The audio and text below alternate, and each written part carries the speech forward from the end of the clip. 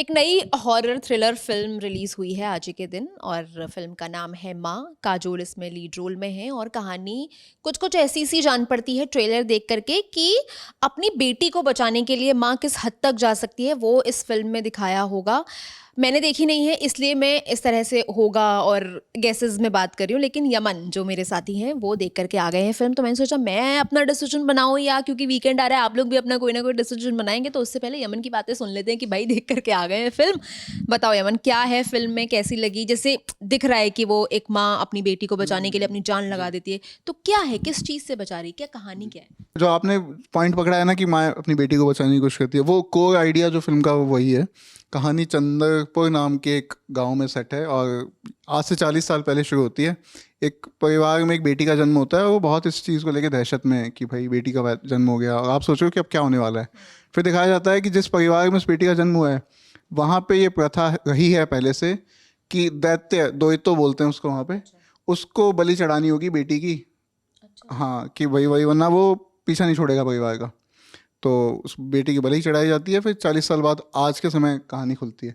काजोल के जो पति हैं वो उस परिवार से ताल्लुक़ रखते हैं, ऐसा दिखाया जाता है। और उनकी बेटी है, काजोल की बेटी जो है, काजोल ने अंबिका का रोल प्ले किया है। उनकी जो बेटी है श्वेता, वो जिद करती है कि मुझे चंद्रपुर जाना है एक बार, और कि आप लोग मुझे बताते क्यों नहीं हो उस हिस्ट्री के बारे में, उस फैमिली के बारे में। और किसी वजह से ऐसा होता है कि अंबिका और श्वेता को चंद्रपुर जाना पड़ता है। वहाँ वो दैत्य की नज़र उस पर पड़ जाती है, श्वेता पे। अब वो कैसे बचाएगी अपनी बेटी को, क्या कुछ करेगी, वही मोरलेस फिल्म की कहानी है।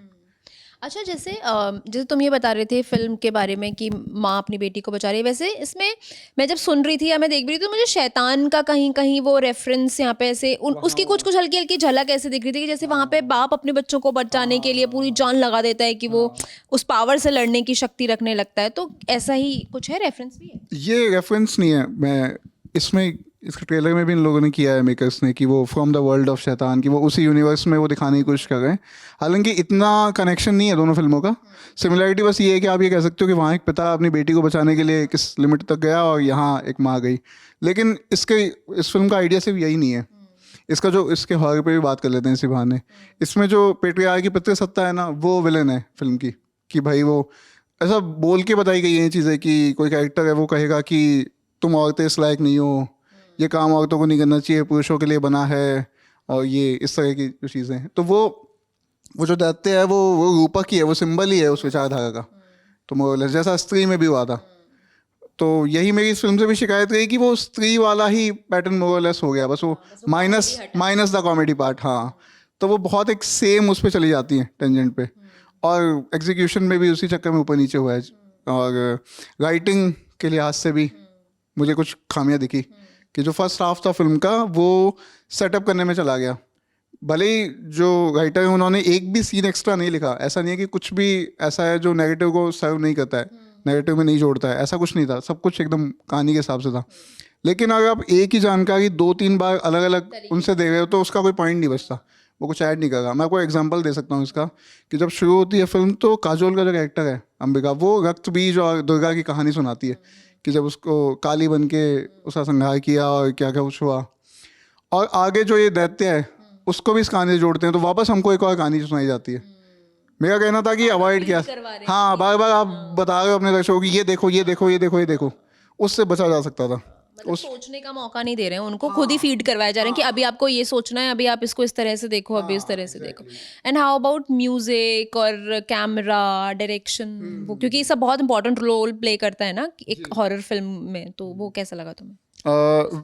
विशाल फुरिया इस फिल्म के डायरेक्टर हैं। वो पहले भी हॉरर फिल्में बना चुके हैं, लपा छप्पी, और फिर छोरी बनाई जो उसी का हिंदी रीमेक थी। छोरी की तारीफ भी बहुत हुई। हाँ, तो उन्होंने क्या बोलते हैं, वो अगेन जो हॉरर था फिल्म का, वो उन्होंने पेट्रियार्की को ही दिखाने की कोशिश की है कि ऐसा नहीं था कि कोई भूत आएगा और वो ये कर देगा वो कर देगा। उस भूत, उस राक्षस के मायने यहाँ पे यही थे। लेकिन उस दौरान उसका इफेक्ट, उसकी जो मौजूदगी महसूस करवाने के लिए जंप स्केयर और वही सब टेक्निक इस्तेमाल की है। जंप स्केयर बेसिकली मान ली मैं और गरिमा जी बात कर रहे हैं और एकदम शांति हो गई और अचानक से इधर से कोई भूत आ गया। जैसे स्त्री में बहुत इरिटेटिंग अनोइंग साउंड भी, वो शिकायत भी की थी लोगों ने। साउंड वाली भी, हाँ हाँ साउंड हाँ कोई कैरेक्टर अचानक आ गया, वो जंप स्केयर है। और ये बहुत, मतलब मेरी राय में बहुत घिसी हुई टेक्निक भी हो गई है, बहुत दर्जनों से सैकड़ों बार इस्तेमाल हो चुकी है। तो वो था उसका नेगेटिव पॉइंट मेरे लिए तो। और कुछ हमारे दर्शकों के लिए हाँ हाँ हाँ, अब नेगेटिव पॉइंट्स की बात कर ली, कुछ अच्छी चीज़ें भी बता देता हूँ। क्लाइमैक्स सीक्वेंस सही था फिल्म का, और वो जो पूरा फेस ऑफ होता है अंबिका और दैत्य के बीच में, वो बढ़िया था। वो उसने मेरा अटेंशन रोक के रखा, मतलब मुझे टाइम का पता ही नहीं चला। उससे पहले मुझे खटक रहा था कि कितनी देर की फिल्म बीत चुकी है। जब आपको किसी फिल्म में टाइम का एहसास होने लगे ना, तो मेरे लिए तो वो नहीं है अच्छा सही। जब मुझे लगने लगे कि अरे यार इतना समय बीत गया, गया इतना ही बीता है क्या। अभी इतना टाइम बचा है क्या? हाँ, क्लाइमैक्स में वो महसूस नहीं हुआ मुझे। हालांकि वो जिस तरह से ख़त्म हुआ कि जैसे वो जीतती हैं अंबिका, वो थोड़ा सा मुझे खला कि वो निपटा दिया। आगे वहाँ पोटेंशियल था बहुत सारी चीज़ों को करने का, कि एक्स्ट्रा माइल जा सकते थे, तो वो लॉस्ट अपॉर्चुनिटी हो गई, मौका खो दिया। काजोल का काम यहाँ अच्छा है। ये my next question was this only कि काजोल, हाउ वाज काजोल?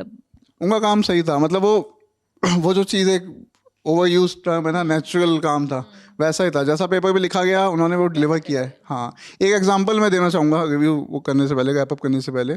एक सीन है दुर्गा पूजा का सीक्वेंस वाला, उसमें अंबिका को शक्तियाँ मिल जाती हैं। शक्तियाँ क्या, वो आशीर्वाद मिल जाता है दुर्गा का। तो उसके बाद दिखाया जाता है कि अब उसको जंगल में जाना है अपनी बेटी को ढूंढने।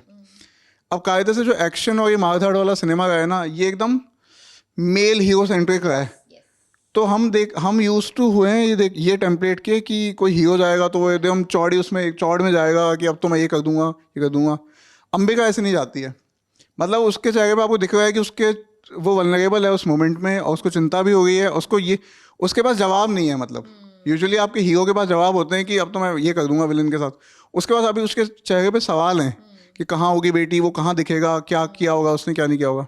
और वो काजोल ने बहुत सही से उनको निकाला है अपने एक्सप्रेशन के थ्रू। वहाँ डायलॉग नहीं है, वो उनका काम अच्छा था यहाँ पे। बाकी फिल्म राइटिंग के लिहाज से बहुत ऊपर नीचे हो गई थी, तो मेरे राय में वो राइटिंग अगर सर्व नहीं कर पाती तो फिर ये एक्टिंग VFX ये सब ऐड नहीं कर सकते। आपकी राइटिंग में ही कमजोरी है। तो फर्स्ट हाफ बहुत खिंच गया इस चक्कर में, सेकंड हाफ कन्फ्यूजन में निकल गया कि प्लॉट ट्विस्ट डालना है ये डाल दो, कि अगर आप अब तक जिसको अच्छा समझ रहे थे वो विलन निकलेगा, ये इस तरह की बात है। फिल्म खत्म होने के बाद मैंने ये सोचा कि अगर वो प्लॉट ट्विस्ट नहीं होता तो क्या कोई फ़र्क पड़ता, और इतना ज़्यादा फर्क नहीं पड़ता नेगेटिव पे। वो बस इसलिए डाला कि ताकि आप चौंक जाओ, आपसे रिएक्शन पाने के लिए।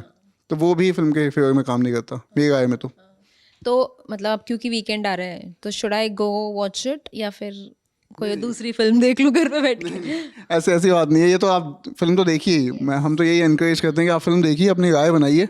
हम यूजुअली अपने रिव्यूज़ में ये बताते हैं कि क्या हमको अच्छा लगा और क्या नहीं लगा, ताकि आपको अपनी राय बनाने में आपको लगता है कि भाई एक वो कॉन्वर्जेशन शुरू हो सके, कि आप देख के आओ, आपको लगे कि आप मेरी बात से सहमत हो किसी बात से या ना हो, वो आप कमेंट करके बता सको। वो एग्जैक्टली। और हम सब एक दूसरे की बात से सहमत असहमत होते हुए एक दुनिया में एग्जिस्ट कर सकते हैं। सो यस, तो I will go and watch it. फिर हो सकता है कि सिनेमा शो में किसी दिन मैं आपको बता दूं कि मुझे कैसी लगी, है ना? एक लाइन में आपको बता दूंगी। तो आप भी जाइए इस वीकेंड देख के आइए, और कमेंट सेक्शन में आकर के वापस बताइएगा यमन को कि आपको क्या क्या अच्छा लगा, या कोई भी चीज़ कई बार क्या होता है हमसे मिस हो जाती है, या आपने कुछ पकड़ा हो फिल्म को देखकर, वो भी आकर के बताइएगा।